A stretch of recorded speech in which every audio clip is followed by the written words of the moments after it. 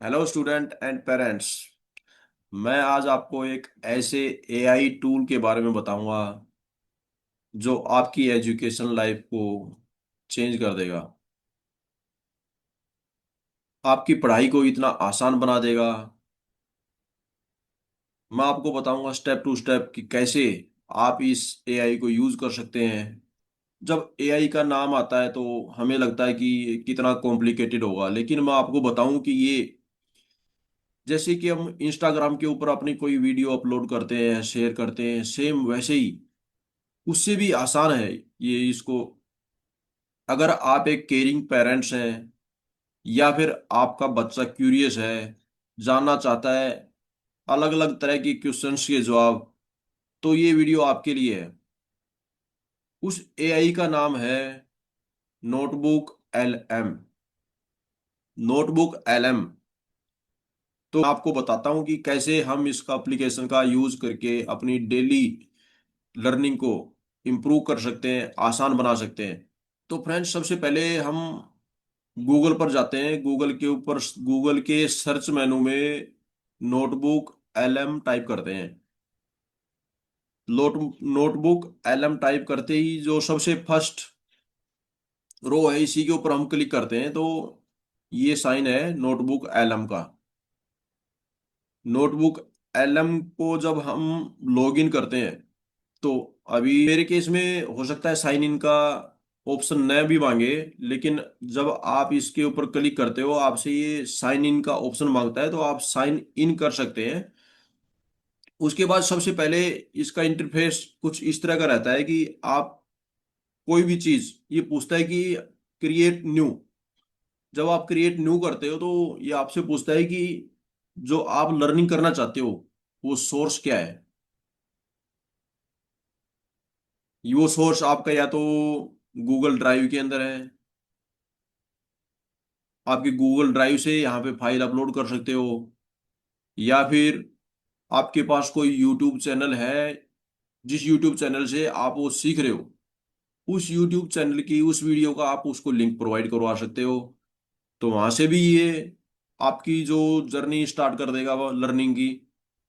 या फिर आपके पास कोई चैट जीपीटी के अंदर आपने कुछ रिसर्च किया हुआ है, वहां से कुछ को आपने डाउनलोड करके रखी हुई है, या फिर वहां से आप कॉपी करके यहाँ पे पेस्ट कर सकते हैं। तो नोटबुक एलएम आपकी उस जो सोर्स आपने उसको प्रोवाइड करवाया है उसको रीड करेगा, उसको जनरेट करेगा। जनरेट करने के बाद इसमें अब आपको मान लो लैंग्वेज भी चेंज करनी है कोई भी चीज की।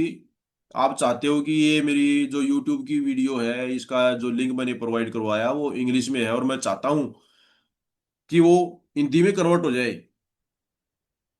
तो आप सेटिंग्स में जाके लैंग्वेज में ऑप्शन चेंज कर सकते हैं हिंदी या इंग्लिश का। तो उसके बाद फ्रेंड्स, अगर हम उसके बाद हम अगर ये चाहते हैं कि मेरे नोट्स बन जाएं, जो मेन टॉपिक्स हैं वो हाईलाइट हो जाए, तो एक तरह से माइंड मैप मत जाए, तो यहाँ पे जाके आप अपना माइंड मैप बना सकते हैं। माइंड मैप के अंदर आपके समराइज कंटेंट उसके अंदर आ जाते हैं कि इसके अंदर क्या हेडिंग हो सकता है, इस हेडिंग के अंदर क्या सब टॉपिक्स हो सकते हैं। तो ये हम उसके अंदर जनरेट कर सकते हैं।